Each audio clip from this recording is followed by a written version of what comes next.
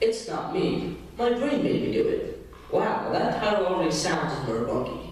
However, it's not. The title of this corresponds very heavily with the article I chose, which's title was, "If our brains made us do it, are we morally responsible?"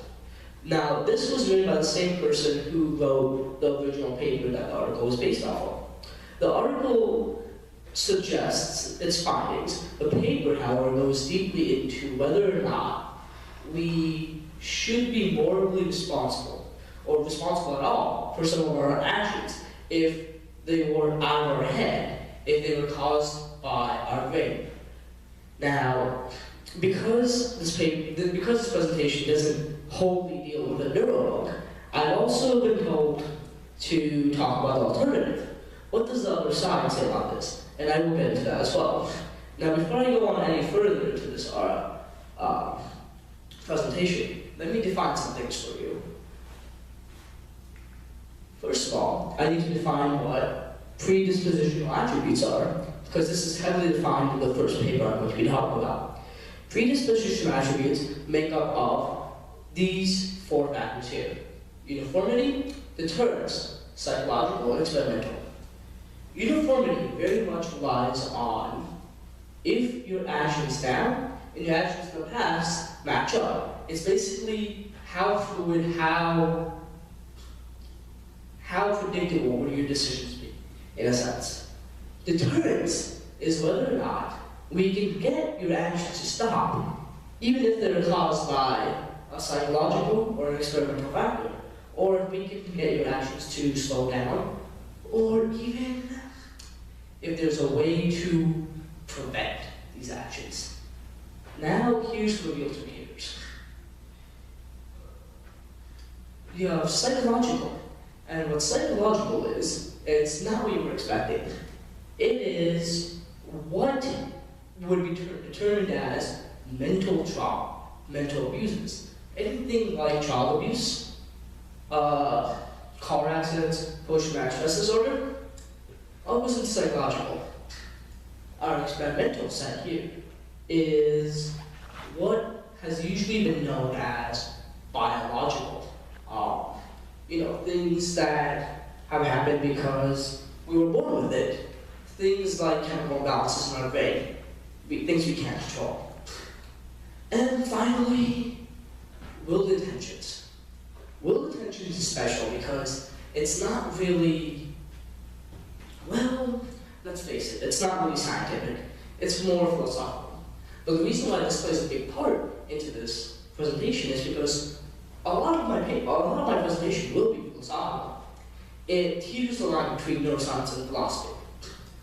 Now, what will intentions is an abstract thought or an argument that every voluntary action has some kind of invisible framework that has caused you to do it. It's something that everyone who makes a movement, picking something up, grabbing something, we've all willed this. We can't see where that will is coming from, but we know we willed it. It is by our choice. And I'll show you why that plays an important role later into my paper.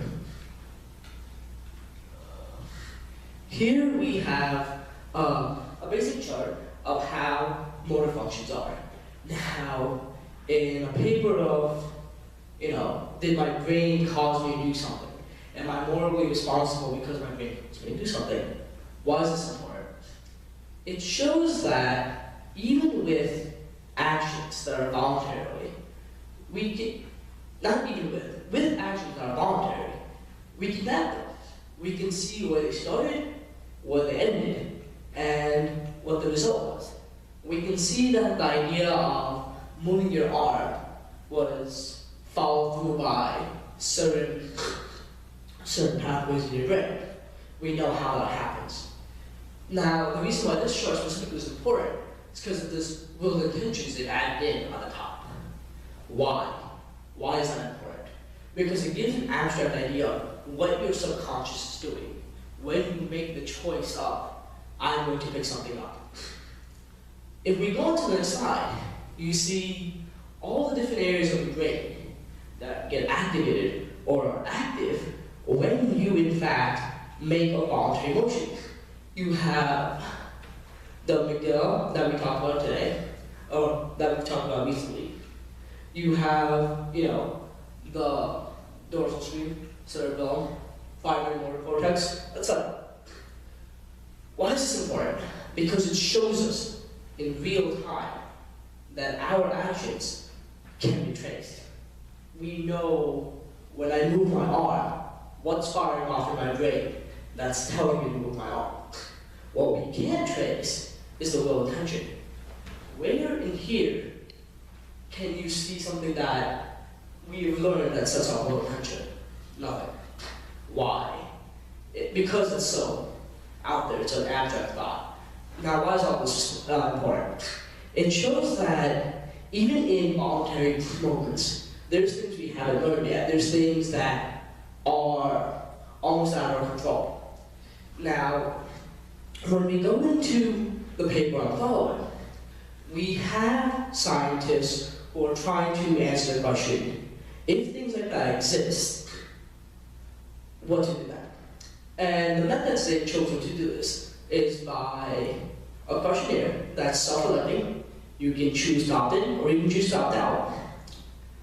In that questionnaire, they go and take vignettes of people doing very distasteful, very negative things.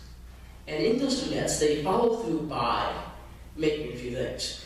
They want to know whether or not how we feel about if something was psychological versus experimental, if it had a higher rate of returns versus a lower rate of returns, and just how it is, if it's uniform or not. If it's something you're doing is very much in line with what you've done in the past, or just a random occurrence that you've all of a sudden, I just want to have a murder.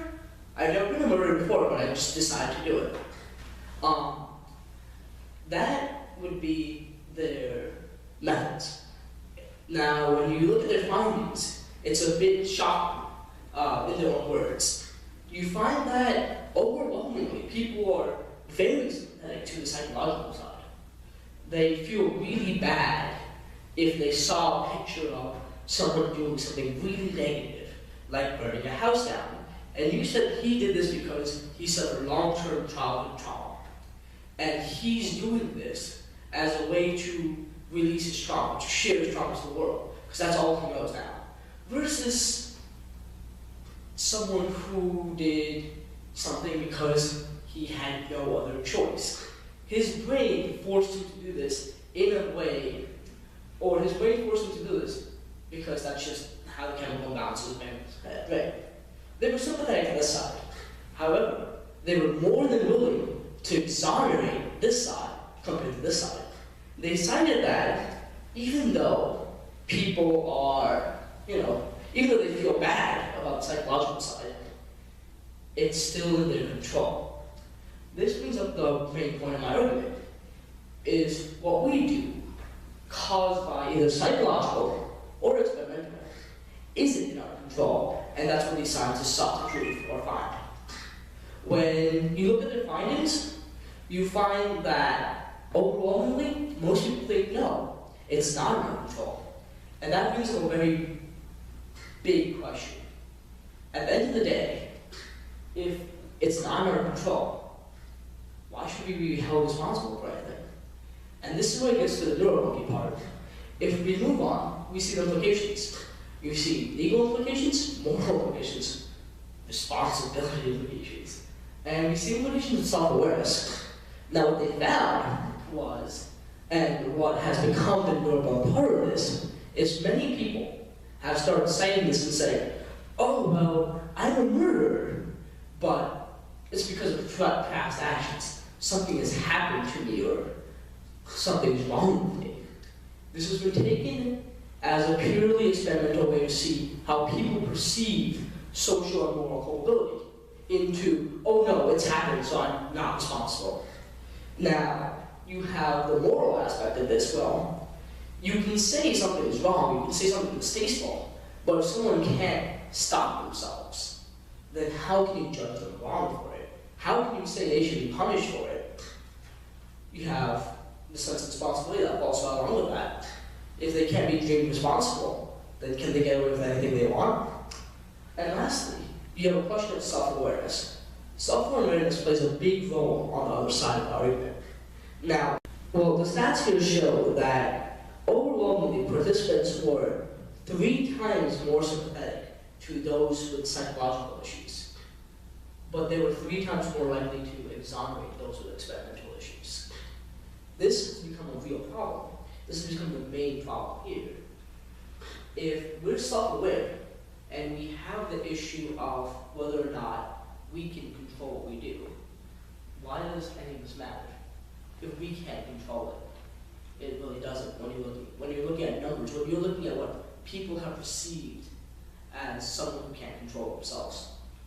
When you move on, you have the opposite side. You have the opposite arguments. And there have been quite a few philosophers and neuroscientists that say, no, this is wrong. They say, yes, we cannot be sure how our subconscious functions. They say, we can still learn. There's still much science left to find out about the brain. There's still, that you can still change the pathways in your brain when you're learning something, can't you? They say, well, if you're able to learn how to change a really bad habit, you should be able to control, tame some of these other factors. They're not the only factors influencing you. They might be very strong factors. I mean, if you had a really bad habit, let's say you had to smoke every day, that's a strong factor on your thoughts and your decisions. However, they can be changed. They say, to a much lesser extent, these problems can be dealt with. You have culture and community. You have the fact that people are not autonomous. They're not alone. Their decisions, their thoughts, they're based on collective group things. At the end of the day, you can't say one person's thought has come from nothing. There's other things there that say why this should happen. So, long story short, why is this important? Why was I allowed to do this? Because it's asking the very real question of, if we are morally responsible for something. And what this paper is saying is, as far as humans perceive it, if we're forced to do something, if it's our brain forcing us to do something because from some biological factor, then no, we're not morally responsible. Thank you. Pause.